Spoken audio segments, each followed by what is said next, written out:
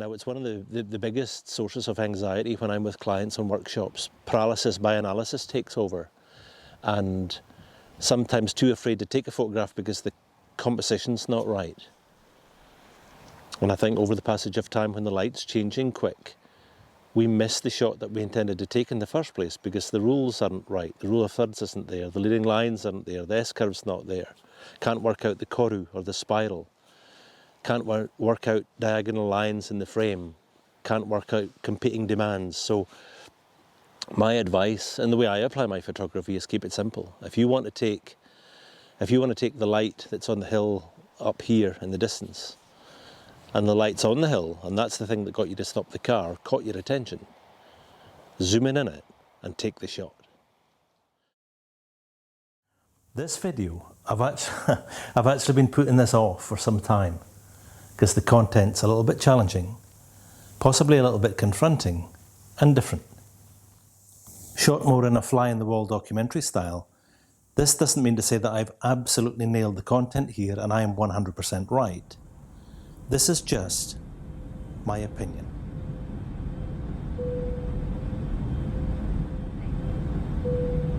Welcome to Glasgow Electronic Devices. We now use the are within reach for calls, messaging and internet access. Please keep your seatbelt fastened and remain seated until the seatbelt sign is switched off. Take all your personal belongings with you, checking the seat pockets underneath the seat and the overhead locker. And take care when open the lockers in case anything falls out. Smoking is not permitted until you reach the designated smoking area. On behalf of the captain and this afternoon's crew, we would like to thank you for choosing to fly with us today. We do apologise for the late arrival of the service and wishing you a very safe and pleasant summer journey. Thank you and good afternoon.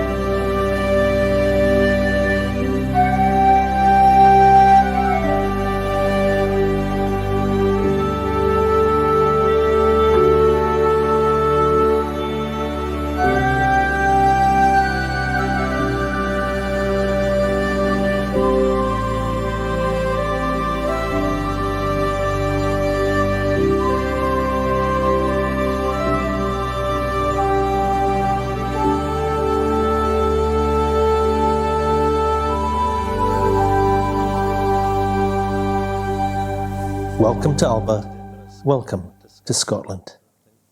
Conversation's important, and you can, what? If you want. Let's wing it. Let's wing it. So morning everyone, welcome back to another video. I am here in the highlands of Scotland, and as you can see the big ominous clouds are forming up behind us. So I'm not sure how long we're going to stay dry for. We're in a place called Torridon. Oh, Torridon. Yeah. That was simple.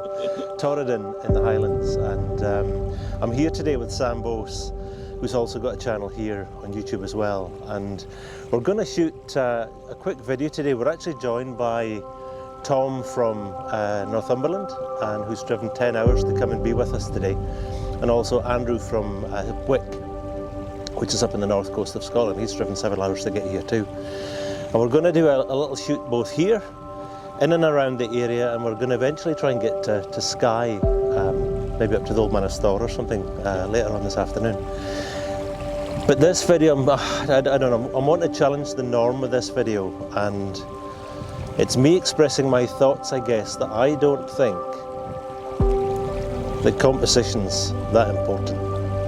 And The reason I don't think that composition is that important, there's something bigger to consider when you're taking photographs. And I think that something bigger is the hero piece.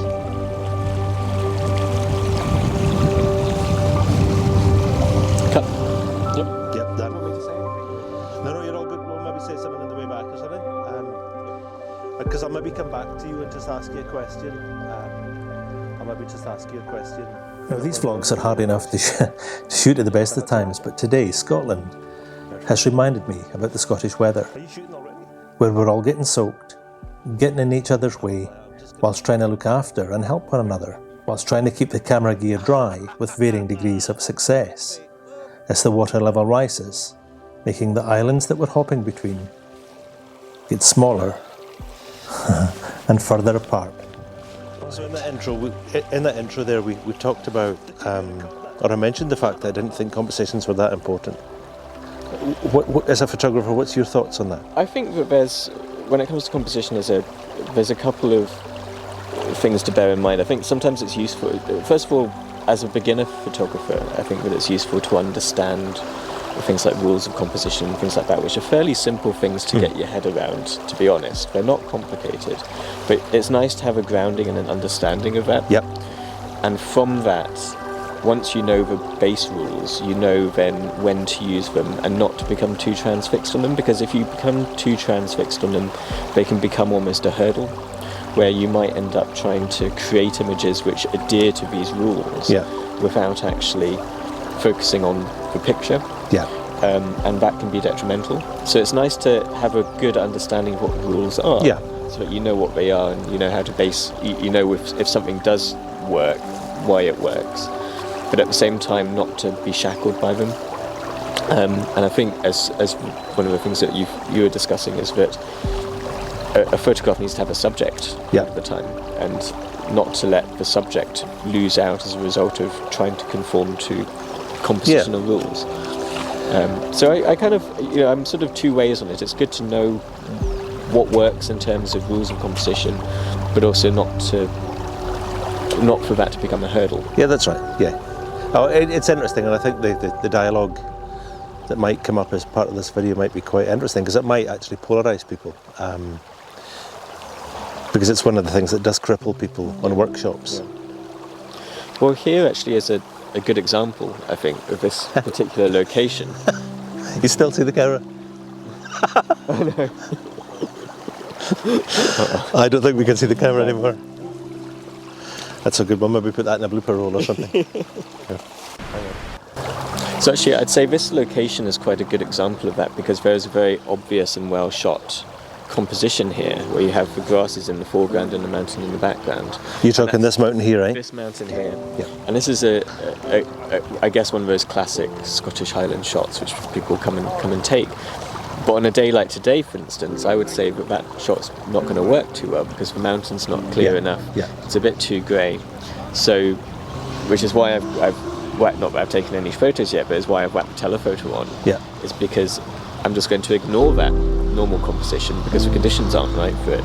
And yet things like this, where you've got little bits of light on the mountain, little bits of peaks which might break out through the cloud, those would make better shots. So rather than becoming too transfixed on trying to make this classic composition work, you're better off focusing on actually something else, a different subject. No, that's cool. And it'll be interesting to see what everybody else does here too, because I see we're not spraying and praying, but everybody's pointing different directions. So it'll be interesting to see what we get out of this. Fade to black. Thanks, Sam. Is that right? Yeah. Do you need anything for your intro? Oh, not yet. You don't? Let me just for a second take you back to New Zealand to give you an example of my thinking. Now, this photograph here is a photograph of Cecil Peak outside Queenstown in the South Island of New Zealand. And despite getting a National Geographic Award for this image, I was criticised when this was exhibited in an exhibition space and was told that you and your composition doesn't work, that the image is too top heavy and you needed something in the foreground. But I fundamentally disagree with that, because This wasn't a photograph of the big mountains, neither was it a photograph of the snow on the hills. This was a photograph of the way that the light was interacting with the landscape I was looking at. And it would have been quite easy to pull wider to include pebbles from the foreground in the photograph. But in doing that, it's going to make the very thing I was here to photograph smaller in frame, and that is just counterproductive. I was also told that there's a peninsula out left, and I could quite easily have introduced grasses in the foreground in the left-hand corner. And again, I fundamentally disagree with that on two counts. The first one being, by introducing something in the foreground here, as you can see, it pulls your eye away from the very thing that I was here to photograph in the first place. So it's hero piece over a compositional rule here. And secondly, this place here, this new location way over to the left, as you can see, this compresses the layers of data from left to right in the frame, compresses all the mountains, and I would have lost the light because this was shot at sunset. If we reintroduce the light here at this location, had I been here 10 minutes ago, the compression of layers of hills from left to right are still the same, and I don't think that it's as dramatic as it is from the first place that I took the shot, which tells me that my reason for taking the photograph from the original location was the right one and the only option I had that night. Now, when I was a boy, my mum used to get frustrated when she looked for something and always wondered, why is something always in the last place that you look?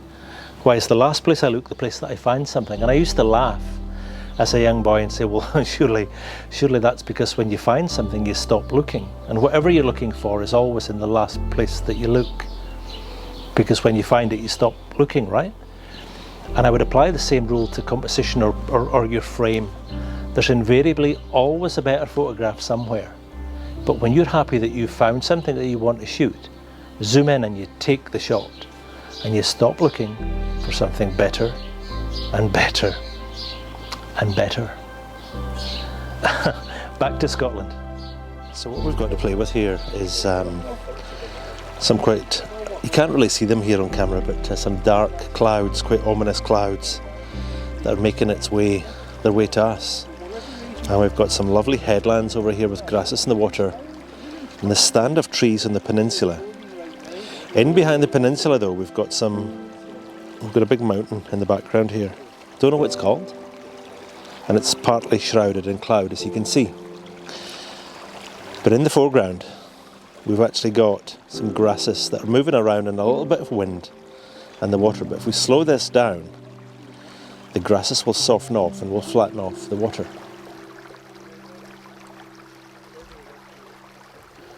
And this is the stuff that I spoke about before as being the hero piece. These big hills were actually my hero piece here.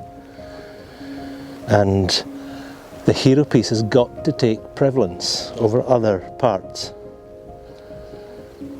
or other items that you include in your photograph.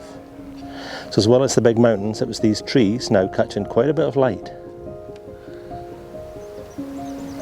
And you can see the dark orange rust colour of the ferns just there. So make it a little bit lighter for you so you can see. So these trees now are catching the light because the sun is out over my left shoulder. And the hero piece keeps on going to where it meets the water over here. And the big V that's in the middle of the frame, again part of the hero piece. And then the mountains start again on the right hand side, over by where Sam and Andrew are. So if we're talking about hero piece, the hero piece has got to be the thing that is most prevalent and the biggest reason that you took the photograph in the first place. And extra things that we add to that can, I don't know, take away or deplete from what it is we're trying to photograph and getting the camera out. Because I think when you get the camera out, there's got to be something that's cost you to get that camera out in the first place.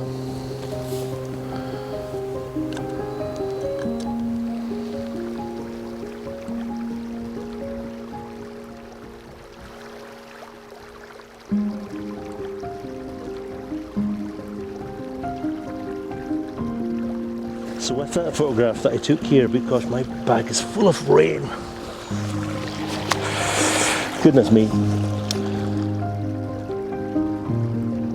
And then we've got Tom over here who's shooting with the Fuji GFX 100S. And he too will be getting that thing wet. There we are, right on cue. Keep the lines dry. If you don't like the weather in Scotland, you wait 5 minutes. We've got a little rainbow, I don't know if you can see that over there, which tells me that the sun is out. Andrew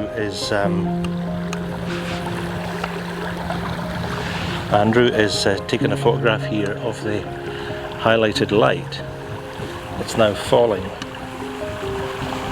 way up on the mountains here in there. So one of the things that's quite important here is that when you're on location, and I've been banging on about hero piece over composition, there doesn't have to be just one hero piece. There can be hero pieces within hero pieces. And then what you shoot makes a deliberate choice, forces you into a place where you make deliberate choices about what you shoot.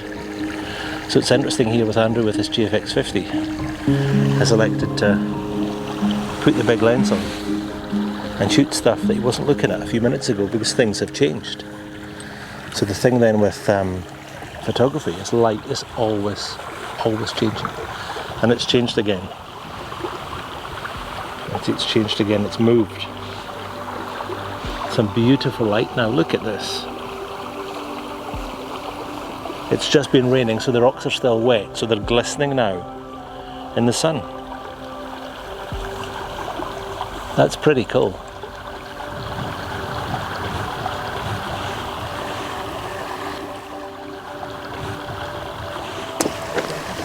Oh yeah, just the single tree. We've got the trees. I was initially just did the single tree, and now actually I've got like this grouping of trees at the back and just a little bit of out of focus weeds in the foreground as well. That's one of those ones I know when I put it on the computer I'm going to want to over process it. So I'm just going to do a quick talk to the camera with you. So the other thing then that when we're looking at my camera, where's yours? Oh, it's okay. Over there. So the other thing that we're looking at here is way over to the left, just to the left of these grasses, and taking in kind of halfway across the ridge line up here and taking it, we've lost it now with the rain, but taking it all the way across here to the right hand side of that big mountain that's currently shrouded in rain, and doing, surprise surprise, a pano to take all that in. And then we've got the landmass on the left, it comes down to nothing and it comes back up if we can get some more clarity on this mountain up here. And that way, the grasses, which are really currently busy, have less of an impact because there's more going on a wider scale.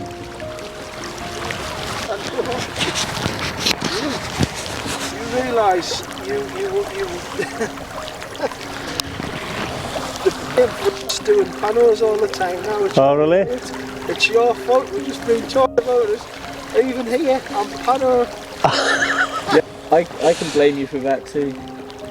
Funny. You got a shot that's going to be about 4 foot wide. Everyone's got a hallway, Tom. Everyone's got a hallway.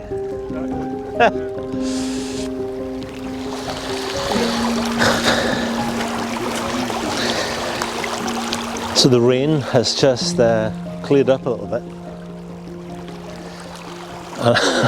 And I'm using my neoprene sleeve to dry the glass. So, when the rain has dried up, I'm going to use this opportunity to take this panorama, and I've already leveled everything off for the last shot. So if I just turn this camera on, make sure it's not going to fall off. There we are. The reflections here also are really nice, and it's just a case of where I stop here.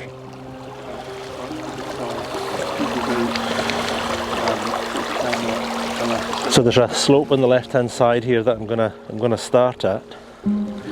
Just check and get everything in, which I can. Okay. So this is 80th at f10, this one.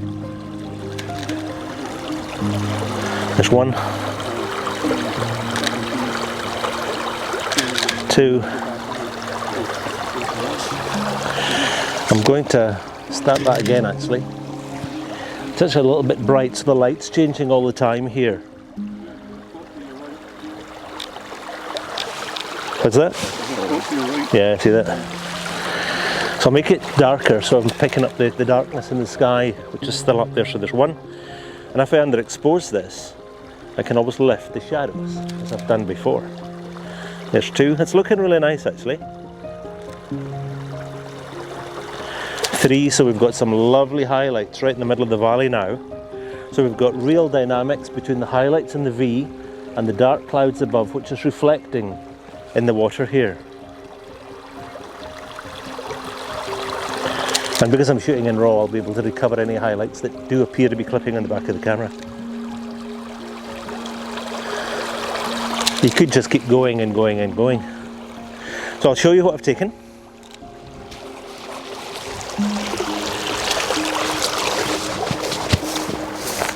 The first one is the panorama separated by my hand, which is the dark frame. And then I'm starting off just in the right hand side here with some lovely colours on top of the grasses and some of the brown colours in the hills above. And as I move to the right, we're starting to introduce the darkness in the sky. And it's here where we've got some dynamics between the sky and also the lighter parts, which is reflecting in the water at the end of the grasses. So we take it across, and the mountain that we couldn't see before on the right hand side, we're now starting to see. And I finished it off there with a 1, 2, 3, 4, 5, a 5-shot Pano. And that's round about 2.25 to 1 ratio on this camera at 50% overlap.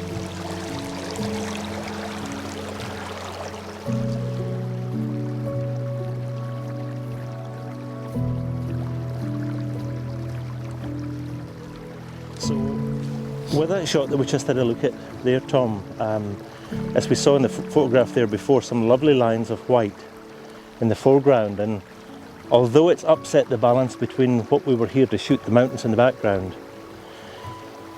I guess my advice to everybody is to, if you're going to place something in the foreground, make sure you do that for a purpose and not just because we're following the rule of foreground dominance. This, however, though, this is the artist in me coming out. So if we have a look here in the frame, we've got this lovely twisting of the white, whatever it is, in the foreground. And the artist in me is saying, well, this shape here almost mirrors the shape of the mountain up in the background. Oh, yes. And the way that it follows the pond to the left here almost mirrors the way that the mountain falls to the left. Mm-hmm. And I think that you could be really abstract and say, well, you know, the shape of the smaller lumps there mirror the shape of the trees on the horizon, and again they go down towards the horizon in the distance. So if you think that it adds value to the photograph by having this foreground interest included, because it then becomes part of that hero piece, it doesn't have to be just about one thing. Yeah. This whole scene might be the hero piece. In fact, it's quite nice. And I might even try and come over with my big camera and do a, guess what, a Pano of it. It's actually quite nice. I like that, because again, in this water we can see the reflections as well. Yeah. But I guess the trick is not going too wide if we can help it, because remember, your eyes see at 50 millimeters. Yeah. So that's the perspective control you've got between where we are, where Sam and Andy are, where the mountains in the background are. If we go and put this on here at your 32mm end,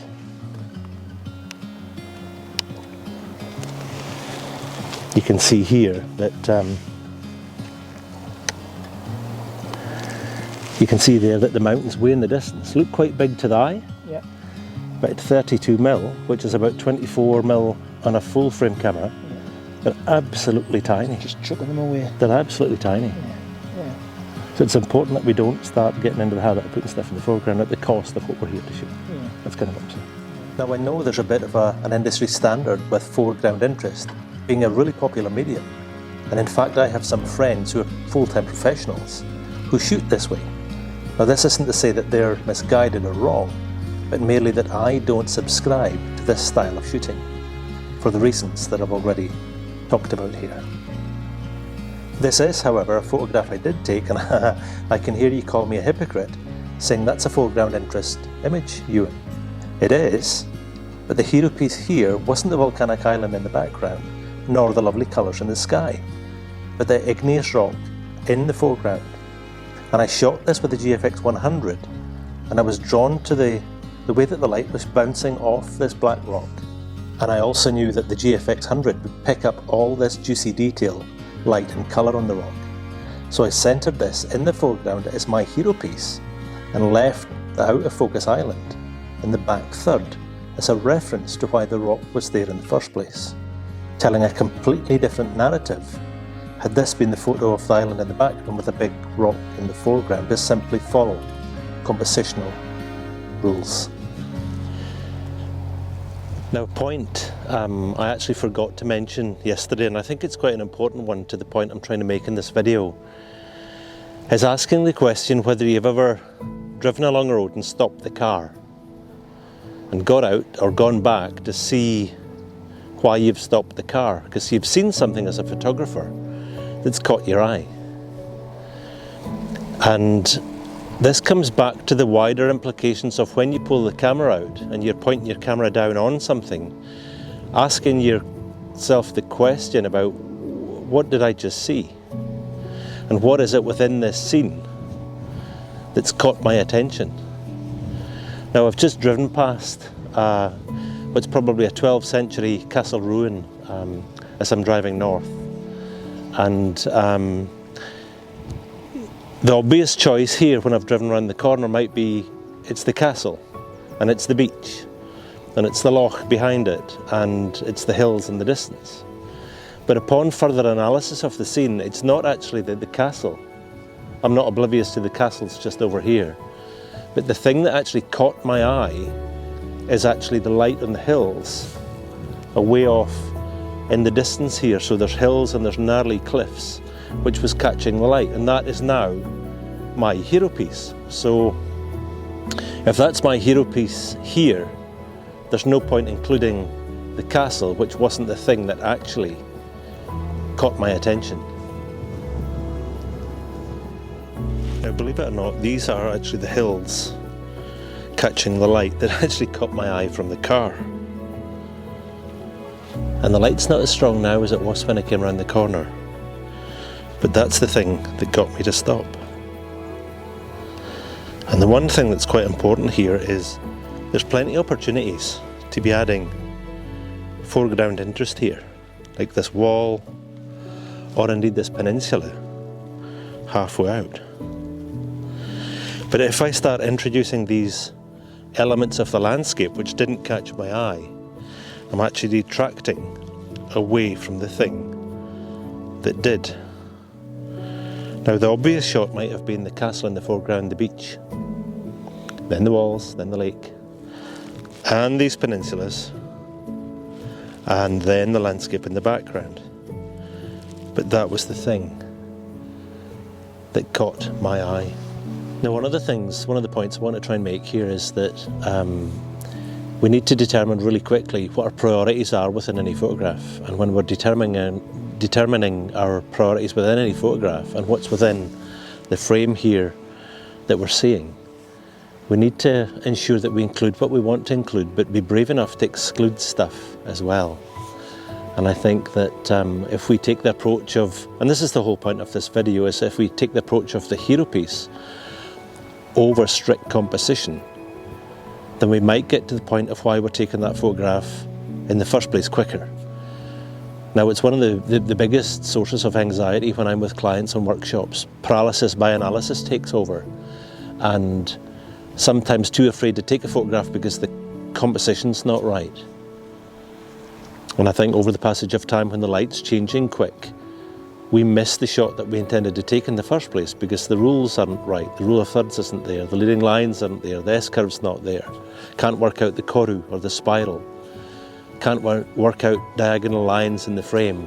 Can't work out competing demands. So my advice, and the way I apply my photography, is keep it simple. If you want to take the light that's on the hill up here in the distance, and the light's on the hill, and that's the thing that got you to stop the car, caught your attention, zoom in it and take the shot. I'm just on my way up to Orkney. I've got a 3 hours drive to do and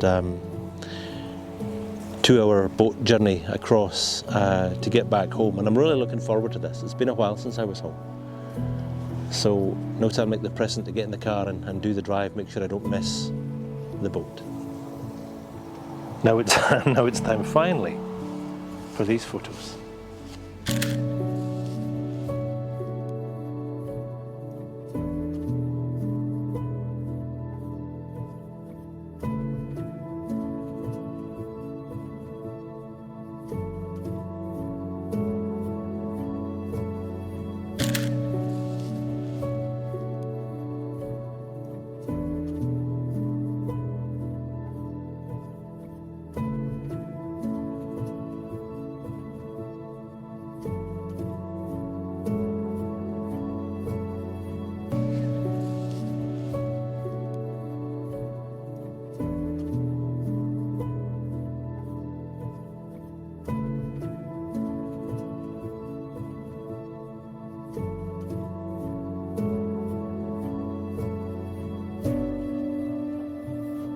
Thanks for watching, everyone, wherever you are.